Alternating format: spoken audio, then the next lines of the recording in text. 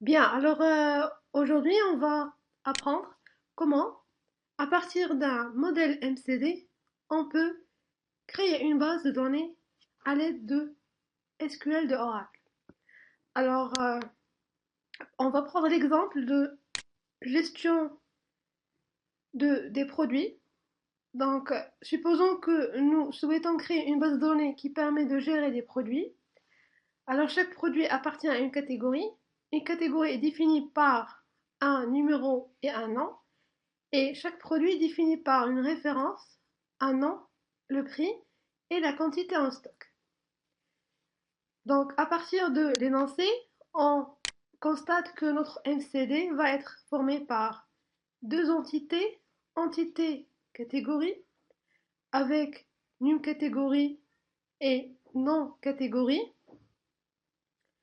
et l'entité produit avec ref produit, non produit, prix unitaire et quantité produit. Et bien sûr, dans une catégorie, on peut avoir, donc il contient un ou plusieurs produits, et un produit, il appartient à une catégorie. Donc à partir de notre MCD, donc si on veut établir donc le MLD de la base de données, donc la phase primordiale avant de passer à la création de la base de données, donc on va avoir deux tables. La table catégorie avec deux champs, champ num catégorie comme une clé primaire et un deuxième champ, nom de catégorie. Et une deuxième table, la table produit, avec ref produit comme clé primaire, et les autres champs non produits, prix unitaire et quantité produit, et aussi un autre champ qui va être, qui va représenter la relation entre catégorie et produit, qui est le numéro de catégorie, qui va être considéré comme une clé étrangère dans la table produit. Alors après l'élaboration de MLDR, ce qui nous reste, c'est bien sûr c'est la création des différentes tables de notre modèle. Donc on va commencer par créer la table catégorie avec, bien sûr, avec les contraintes appropriées pour la table qui sont une clé primaire pour le champ new catégorie et une contrainte not null pour la colonne non catégorie. Donc pour cela, on va se connecter dans SQL, plus en tant qu'utilisateur HR. Et alors pour sauvegarder, pour enregistrer les différentes instructions qui sont exécutées dans notre SQL+, on va procéder tout d'abord par la création d'un dossier spool. Donc on va créer un dossier spool, on le nomme spool, et on va spécifier le chemin de ce dossier-là pour enregistrer un fichier d'extension .lst dans le dossier spool. Donc on va vers HR et on va dire spool et on va spécifier le chemin du dossier.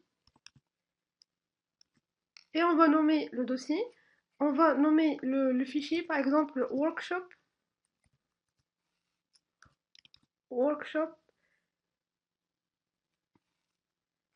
alors workshop révision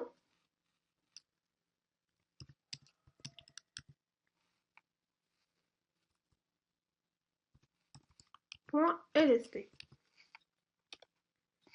Et maintenant, tous les commandes, toutes les instructions qui sont exécutées dans SQL+, vont être automatiquement enregistrées dans le dossier spool qui est créé. Mais il ne faut pas oublier de mentionner à la fin, mentionner le spool, écrire donc mentionner à la fin spool off pour permettre de sauvegarder tout le contenu dans le dossier. Dans le fichier, pardon, le fichier est créé.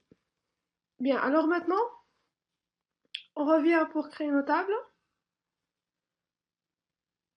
Donc on va créer la table catégorie.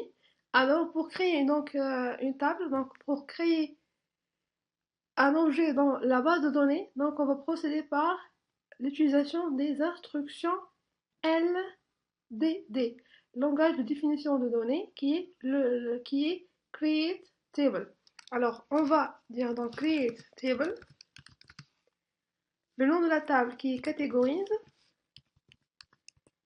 et je vais ouvrir le parenthèse pour spécifier le nom de la colonne et son type, et je spécifie, donc si je veux spécifier les contraintes niveau colonne, donc je spécifie le nom de la, je spécifie le nom de la colonne, le type de la colonne, et je spécifie aussi la contrainte et le type de la contrainte avant de passer pour spécifier le champ suivant.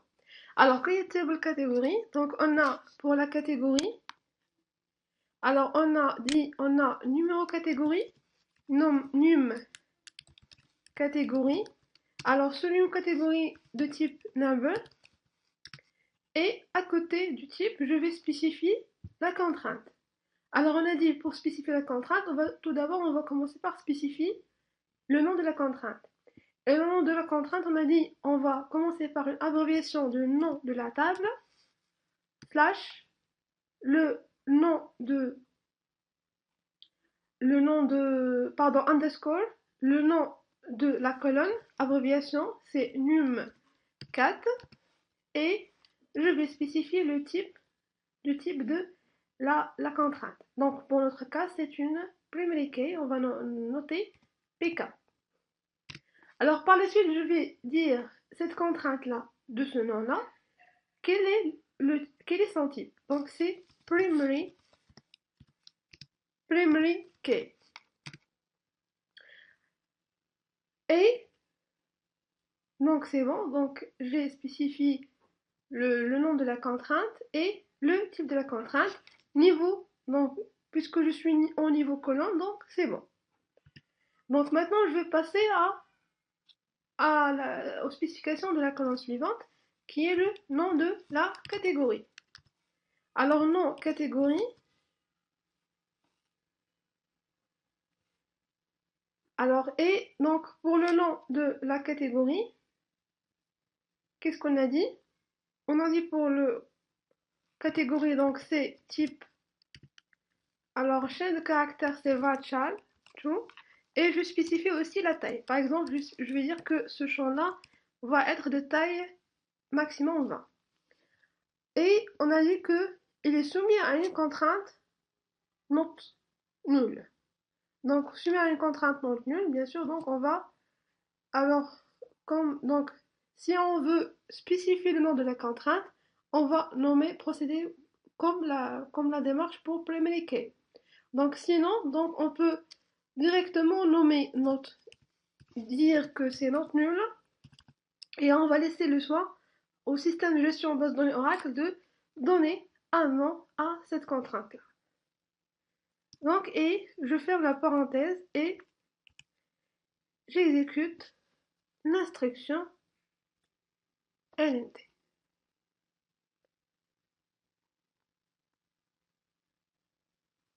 Donc ici, donc,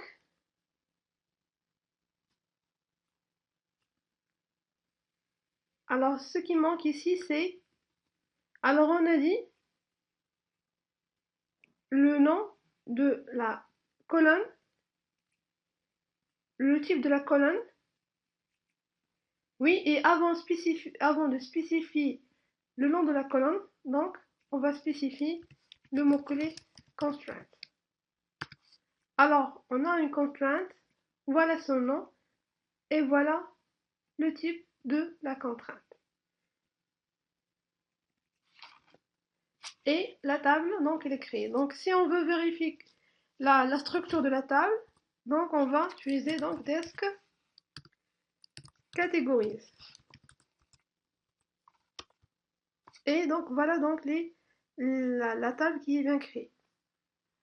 Avec la structure num catégorie et non catégorie et le type de chaque chaque colonne. Alors maintenant, si on veut vérifier les contraintes appliquées sur ces colonnes-là. Alors pour cela, donc, on va interroger une vue de dictionnaire de données qui s'appelle, donc on va mettre donc desk user constraints. Donc et dans cette vue-là, donc on peut savoir le nom de la contrainte, le type de la contrainte et la table où est soumise cette contrainte-là. Donc je vais utiliser une interrogation, select, donc select constraint name. Alors constraint type.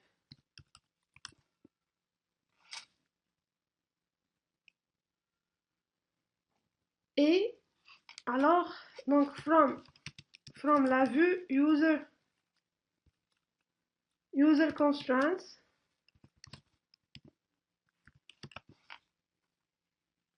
Et je ne veux pas interroger toutes les contraintes, je veux seulement les contraintes de la table catégorie. Pour cela, je vais utiliser une condition avec la clause where, donc where table name égale à catégorie.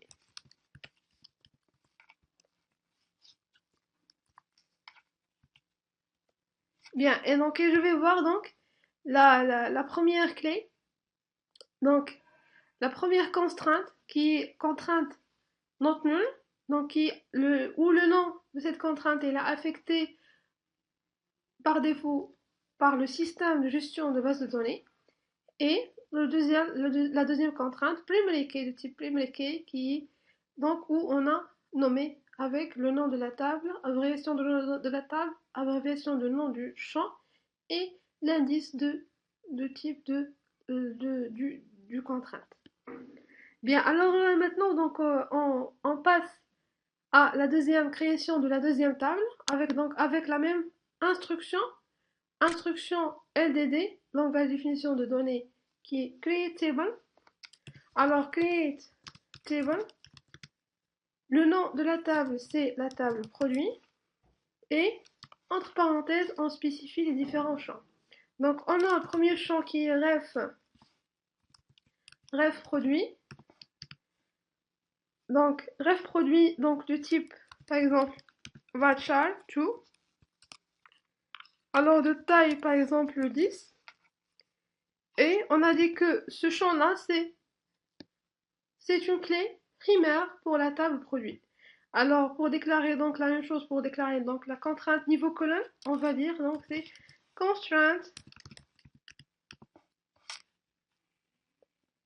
et on spécifie le nom, donc prod, l'abréviation du nom de la table, prod, abréviation du champ, ref prod, et PK pour dire que c'est une clé primaire. Alors et le type c'est alors primary key. Alors maintenant donc on passe à l'autre champ qui est le non produit. Non produit de type aussi varchar. Donc on peut dire donc c'est les de type et les de taille par exemple 30. Et je vais dire que c'est on va déclarer aussi une contrainte non nulle pour ce champ-là. Alors maintenant donc on va désigner nous le nom. Alors on va utiliser constraint notre fois constraint et on va dire alors la même chose donc prod et non prod et on va dire que c'est alors pour désigner par exemple not nul on va dire par exemple nn not nul et on va dire que c'est not nul. Et ce qui nous reste, donc on a le prix unitaire Alors, prix unitaire. Alors, unitaire.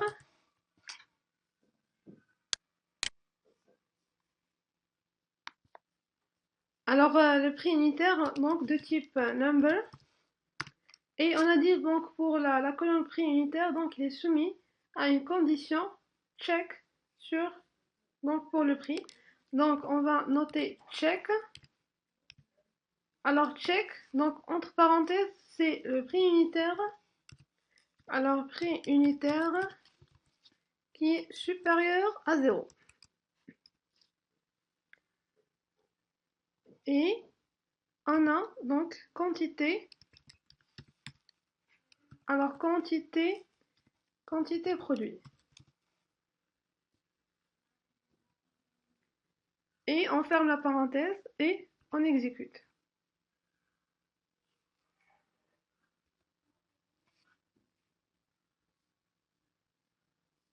Oui, on a donc pour la dernière colonne, donc juste on a oublié de spécifier le type qui est de type number et on exécute bien sûr. Donc si on met desk produit, donc bien sûr donc le produit il est la table produit, donc il est bien créé avec la structure qu'on a spécifiée. Donc si on met donc la même chose, donc select pour la vue, donc select constraint, alors constraint name et constraint type. Alors from la vue user constraints. Alors where table name